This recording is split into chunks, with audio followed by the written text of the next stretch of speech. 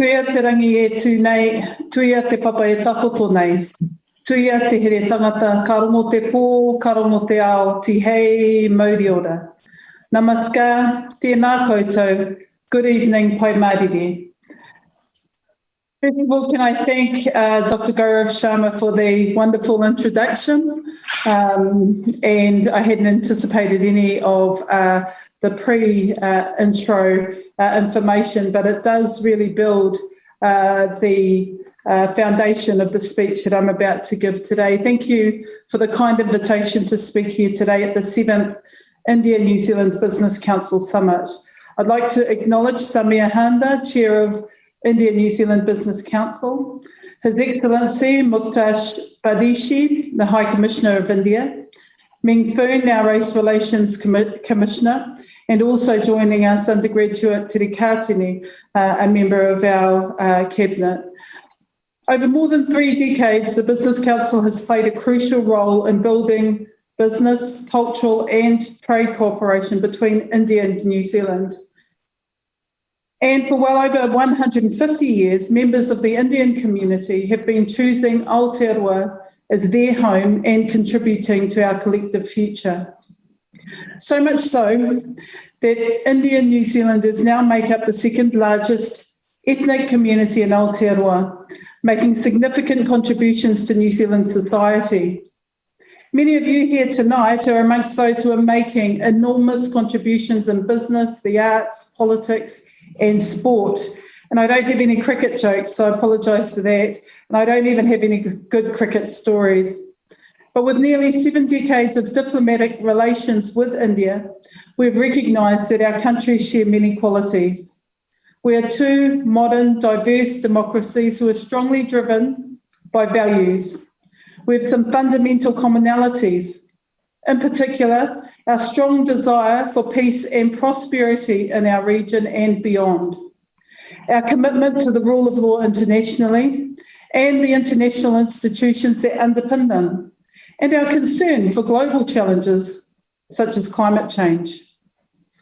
In recent years, our bilateral ties have intensified. There are 3 important drivers for this: the rapid rise of immigration, and linked to this, a thriving Indian diaspora in New Zealand. Almost 240,000 and almost 5% of our population, and in normal times, a flow of people in both directions for education and tourism purposes. This year's forum theme, A Decade of New Normal, is incredibly relevant at this time. Our approach to creating a new normal has been shaped by the unprecedented experience of a global pandemic, COVID-19. New Zealand's response put people at the heart of our considerations. We maintained a science-based, evidence-informed public health response. While we didn't have a roadmap to guide our decisions, these essential ingredients have positioned New Zealand to focus on an economic recovery that builds resilience for the well-being of our people, our planet, and our shared prosperity. And while New Zealand has weathered the storm, we're always cognizant of the precarious and unpredictable nature of COVID-19, as events in Wellington have shown today, and hence my inability to be with you in person. As the world grapples with the impact of COVID-19, our experience and what we value has inevitably changed the way that we move forward. We're also keenly aware that the huge loss of life, overwhelmed public health services and economic vulnerability has been a common experience in several countries. We cannot get past the massive disruption and devastation the global pandemic has caused to families, communities and nations. I want to acknowledge the significant impacts of COVID-19 in India, and our thoughts are very much with the people and communities who have particularly been impacted. I want to also extend my very sincere condolences for the tragic loss of life that so many of you here and in India have been touched by. I was deeply saddened at the news of the recent loss of one of New Zealand's long-serving and highly respected local staff members at our High Commission in Delhi. Moi mai rā koutou oki o ki atu rā. I want to acknowledge the crucial role India has played in the global response to COVID-19. India's extraordinary expertise in vaccine manufacturing is saving countless lives around the globe and giving immense hope to the world for a way through the current crisis. It was only right, therefore, that when India faced its own pressures at home, New Zealand, alongside the international community, rallied to support a local response. In late April, the New Zealand government contributed $1 million to the International Federation of the Red Cross, who work to provide crucial medical supplies in India. The lockdowns in each country left thousands of people stranded on the wrong sides of the borders. In the spirit of manaakitanga, working with the Indian government, New Zealand undertook an unparalleled repatriation effort to ensure the safe return of citizens and whānau. New Zealand assisted approximately 3,700 people, the largest group from any country, to return from India. The Indian government made similar efforts to return citizens home also. The freedom we have experienced in New Zealand over much of the past year has been because of the go hard, go early approach we took with early implementation of level 3 and level 4 lockdown restrictions. But beyond lockdowns, the government has had to implement and sustain some tough border and travel restrictions over the past year. However, I want to acknowledge the very real anguish felt by families who have been separated as a result of COVID-19 and our response. We recognise the strong connections many have to New Zealand, with jobs, homes, family and friends. There's just no easy solution. I also want to recognise the challenges these disruptions have caused for businesses that rely on global travel. New Zealand's last face-to-face bilateral with India was merely weeks before both India and New Zealand's first COVID-19 lockdowns. The trip took along a number of delegates from New Zealand businesses who returned with optimism about the potential for trade ties burgeoning in India. No one could foresee the shockwave that put the world on hold, disrupting supply chains, closing borders, and forcing a reset on economic activity. So we've had to make a shift, and it's been a year of grappling with how to do business virtually, with businesses increasingly using digital solutions and e-commerce to mitigate these challenges. Tonight's event shows us what is possible. In my first speech as Foreign Minister, I made the point that while we are a small country and in and of the Pacific, we have a unique and distinct perspective founded in Te Tiriti o Waitangi, the Treaty of Waitangi. Our experience as a country can be enriched if we draw on bicultural values that resonate as we strengthen our relationship with others. I want to see New Zealand's independent approach to foreign policy characterised by Māori values, such as manaakitanga, kindness or the reciprocity of goodwill, whanaungatanga, our connectedness or shared sense of humanity, mahitahi and kotahitanga, collective benefit and shared aspiration, and of course, kaitiakitanga, protectors and stewards of our intergenerational well-being. These values enable Aotearoa New Zealand to promote relationships, culture, and diversity at home and abroad. Intrinsically, this also helps to promote enduring peace and prosperity for all, as committed environmental stewards of our planet. A peaceful Indo-Pacific is a prosperous one. Linked to this values-based approach is how we work collectively in pursuit of our core interests. It's also important that we maintain an international rules-based order which gives all countries a voice and provides frameworks that promote multilateralism, keeping New Zealanders safe, promoting regional stability. International conditions and connections that aid our prosperity, including supply chain resilience, and global action on sustainability issues such as climate change, where solutions depend on international cooperation. We need to be deliberate about the relationships that will help to recast what we value in our Indo-Pacific region and how we work together to achieve those common objectives. I welcome this opportunity to engage on our shared interests and identify tangible ways in which India and New Zealand can navigate this new normal together. So why is India important for New Zealand's future? The history of Indian settlement here dates back to 1809 and then significantly during the period of 1879 to 1920, when many were transported for indentured labour from Fiji. In my own electorate, there's a long, proud history of the Indian community contributing to the local economy through horticulture in Pukekohe. And then there's our troops, who stood side by side in Gallipoli in World War I, when the Indian Mountain Artillery, joining the Anzacs and Allied forces, stood together, fought together, died together.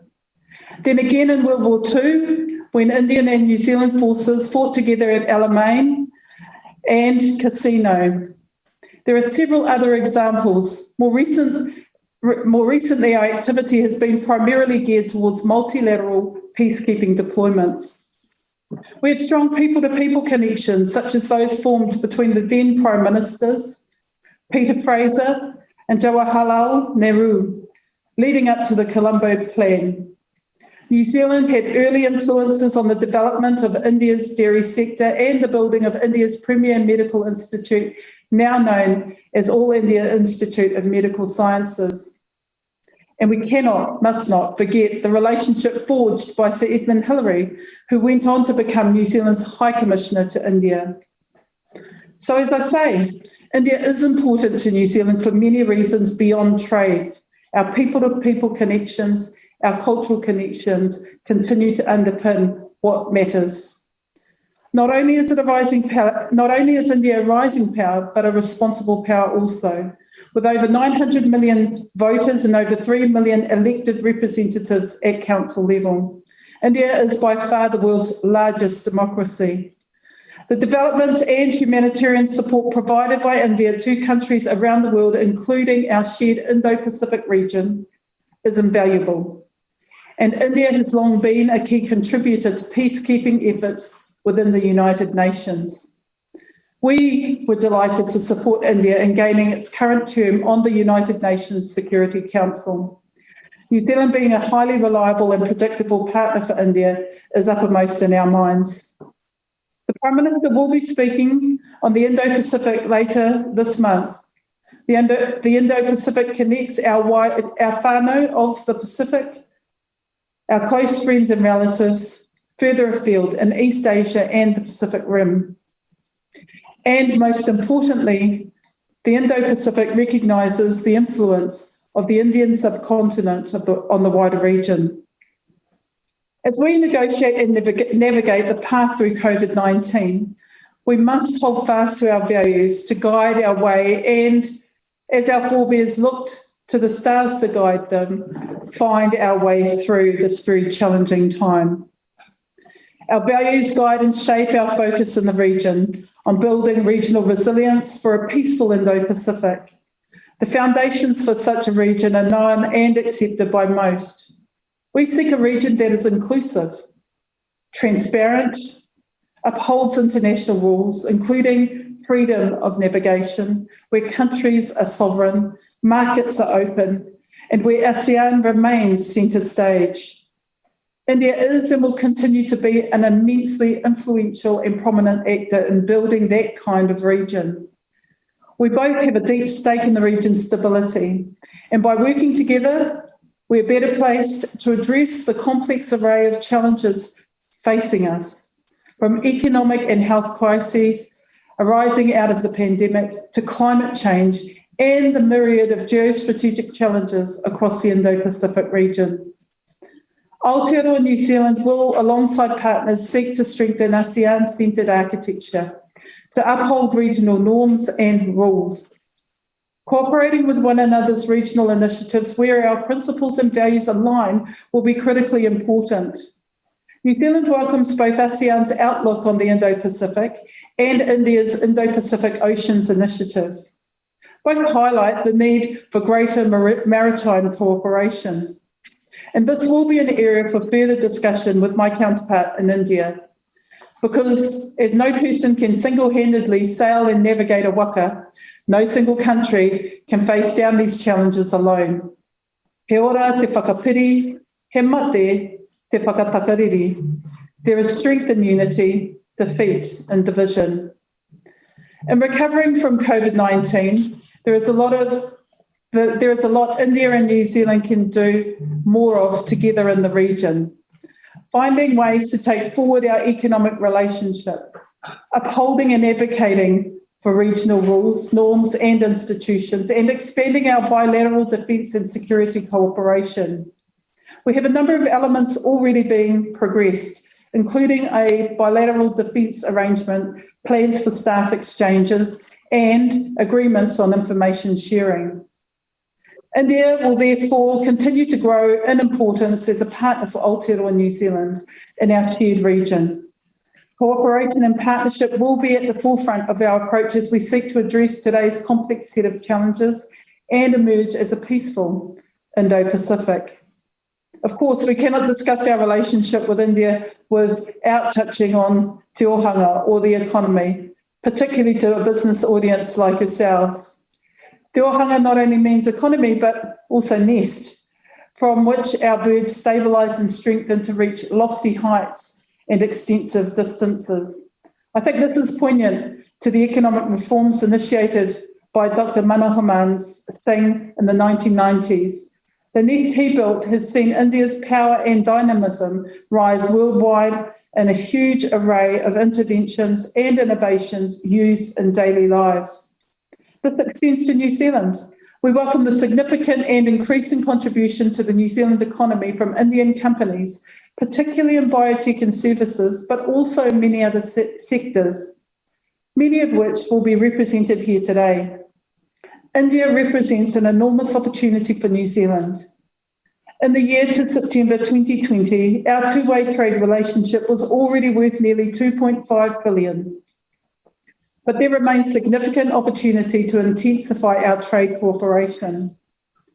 We've much to offer to India. Approximately 140 New Zealand companies are already active in India, either through agents and distributors, directly with customers, or through other structures such as joint ventures, with 23 having offices in market.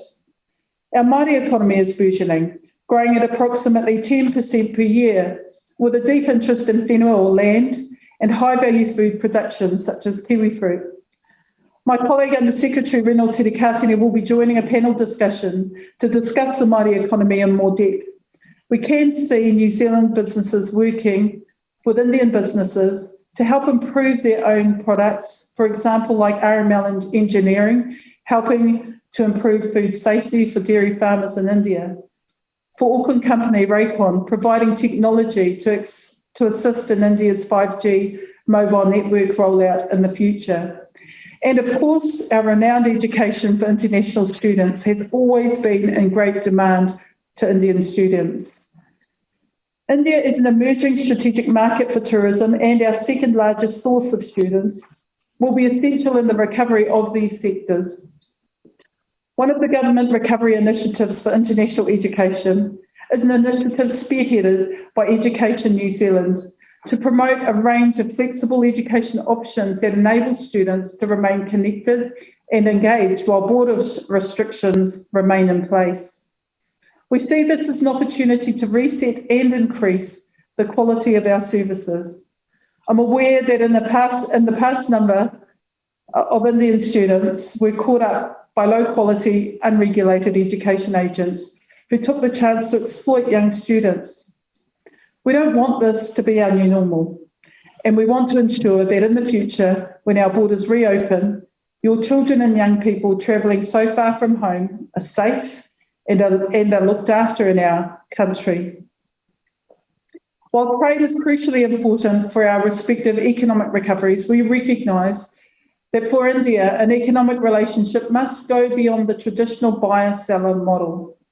We have taken careful note of India's Self-Reliant India campaign and are exploring how New Zealand can best support India's development ambitions, and offer the expertise and capability that India most values. As a part of this, we're looking at how to grow New Zealand's investment footprint in India. New Zealand, of course, would love to see India as a part of a formal trade agreement, whether it be bilaterally or through the Regional Comprehensive Economic Partnership, RCEP. However, we understand and respect India's decision, but we would be open to exploring with India how we can build a closer economic partnership in whatever form or forum that might take. In the meantime, there's much that we can do together in the multilateral space to ensure the efficacy of the World Trade Organization. I acknowledge the shared ties in our history, those shaping our countries in different ways. So much of what has happened here in the 19th century has had some connection to events that unfolded in India. New Zealand's historical connections to India are deep and rich. They've formed over a period of time, and I believe that we are now at a juncture to consider the next step. From our nearly 7 decades of diplomatic relations with India, we are two modern, diverse democracies who are strongly driven by values. We have some fundamental commonalities, in particular our strong desire for peace and prosperity in our region and beyond, our commitment to the rule of law internationally, and the international institutions that underpin them, and our concern for global challenges such as climate change. Our bilateral relations should focus on wider cultural and educational exchanges, which may include mutual visits by musicians, dancers, painters, literary personalities, film directors, and others.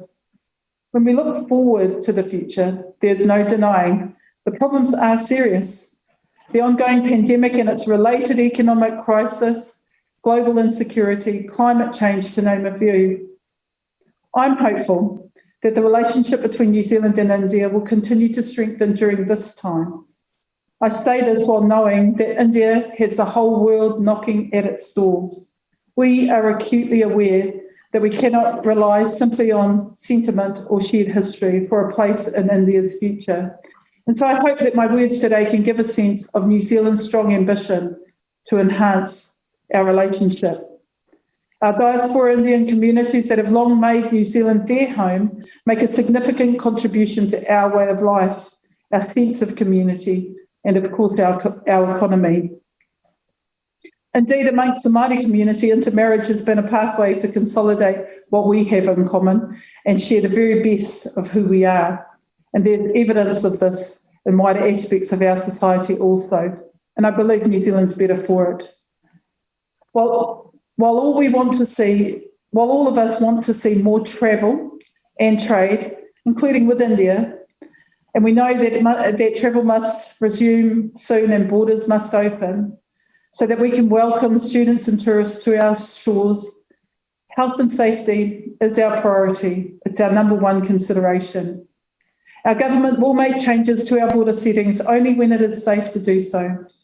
Those living in New Zealand have experienced a high degree of freedom. But I also want to acknowledge that in our global world, no one is safe until we all are. There is a Māori proverb that comes to mind. Kaua e rangiruatia te hāpai o te hoi, e kore tō tātou waka e ū ki uta, which translates, do not lift the paddle out of unison or our canoe will never reach shore. We must work together. With India and New Zealand paddling in unison, we can much more effectively tackle some of these challenges. New Zealand firmly believes that our partnership with India can benefit the world. So together let us embark on this journey. Horehia rā e matariki ki te whenua, ki te moana. Kia tātou katoa. Spread your guiding light, O Matariki, as a beacon to illuminate the pathway ahead by land and by sea, by sky. The new normal is upon us. It's up to us to work together to make that a reality.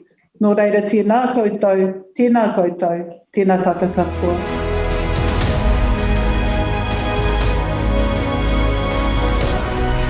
Thank you, Minister. We're now going to have a short video speech from her Indian counterpart, the Indian Minister of State for External Affairs, the Honourable Shri Muraleedharan. Honourable Nanaia Mahuta, Minister of Foreign Affairs of New Zealand, Dr. Gaurav Sharma, Honourable Member of New Zealand Parliament, Mr. Reno Tirikitane, Honourable Member of New Zealand Parliament, Mr. Mukesh Pardesi, High Commissioner of India to New Zealand, Mr. Bhav Dhillon, Honorary Council of India in Auckland, Mr. Samir Handa, Chairman of the India-New Zealand Business Council, business leaders, friends, ladies and gentlemen, Namaskaram and good morning to all of you. I am glad to be part of the India-New Zealand Business Summit organized by India-New Zealand Business Council. The theme of this year's summit, Decade of the New Normal, is extremely relevant. India and New Zealand have huge unrealized potential for mutually beneficial collaboration. Closer economic ties will contribute to post-pandemic economic growth in both countries. In the midst of unprecedented challenges, forums such as this are crucial for charting a new path to progress and prosperity. COVID-19 calls for global action. This has been articulated by the Prime Minister of India, Shri Narendra Modi, most recently in his address to the G7 leaders. He called for a One Earth, One Health approach for global recovery, while synergizing the efforts at all levels of the government, industry and civil society to build back stronger. I commend the organizers of this event for their efforts in bringing together the key stakeholders from the spheres of politics, business and academia for this deliberation. I am happy to note that both FICCI and CII are strategic partners for this event. I thank the government and the people of New Zealand and the Indian diaspora for their support and solidarity during the second wave of COVID-19 pandemic in India. Friends, India and New Zealand enjoy warm and friendly relationship anchored in shared democratic traditions, Commonwealth heritage, commonality of institutions of governance and rule of law, and sporting relations through cricket, hockey and mountaineering. Based on strong fundamentals, our bilateral relationship is progressing well through regular political, economic and people-to-people exchanges. India and New Zealand have shared interests in a peaceful, cooperative and prosperous Indo-Pacific region. The need for strengthening the strategic dimension of our relationship is felt more strongly than ever before. There is keen interest in India to further strengthen our relationship. This, I believe, is a mutually shared objective. Stronger economic relations through more trade and investment between India and New Zealand is a key element of this vision. Just before the pandemic broke out, we had the privilege of hosting the Deputy Prime Minister and Foreign Minister of New Zealand, Mr. Winston Peters in New Delhi, who was accompanied by Minister for Trade and Export Growth, Mr. David Parker, and a high-level business delegation. With the recent telephone call between the two foreign ministers and the third Foreign Office consultations, we are again picking up the momentum. There has been a positive growth in bilateral trade in recent years, particularly in the service sector. Education and tourism have provided strong impetus. Both sectors have suffered setbacks due to the pandemic. We need to find new avenues for rejuvenating our economic engagements. Friends, India's growth story provides new opportunities for investment in infrastructure, including roads, ports, power sector, renewable energy, and film production. Agriculture, dairy, forestry remains priorities on both sides. Ties in emerging areas such as digital technology and civilian space cooperation can be explored. We are committed to address market access issues. India and New Zealand have worked closely with other like-minded countries in Indo-Pacific by exchanging information and best practices to keep regional supply chains open during the pandemic.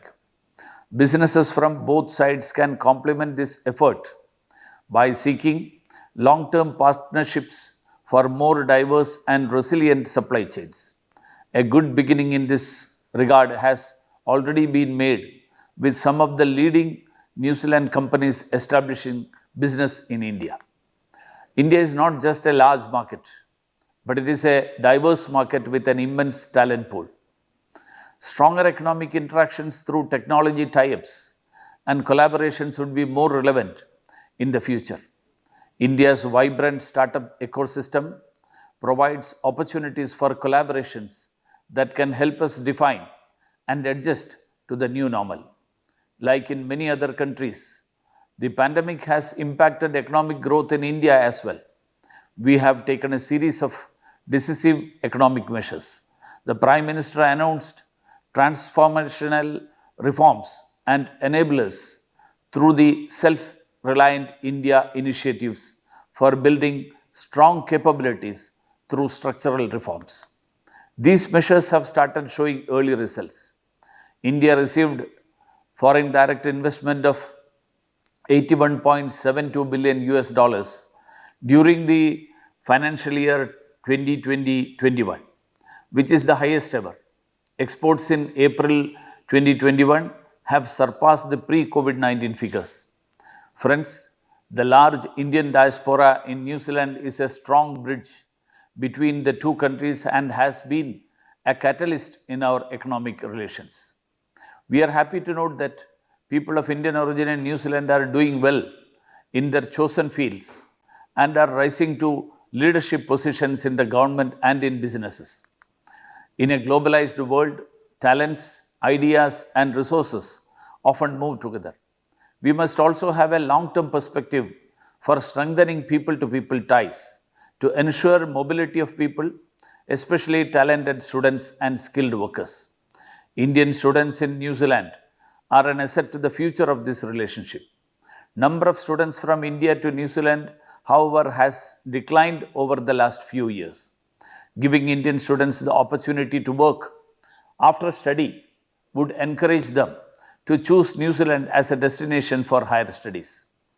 The current travel restrictions have affected many students, professionals, and their family members who are in India. We look forward to working with New Zealand authorities for facilitating their return. The pandemic has also highlighted the utility of air connectivity. We hope that direct flights between India and New Zealand will start once the travel restrictions ease. Friends, I hope that some of these ideas will find resonance in the discussions over the next 2 days. I conclude by thanking the India-New Zealand Business Council for providing this hybrid platform for discussion at this critical juncture, and to all participants for their commitment to India-New Zealand relations. I am confident that our ties will immensely benefit from these engagements. Thank you all.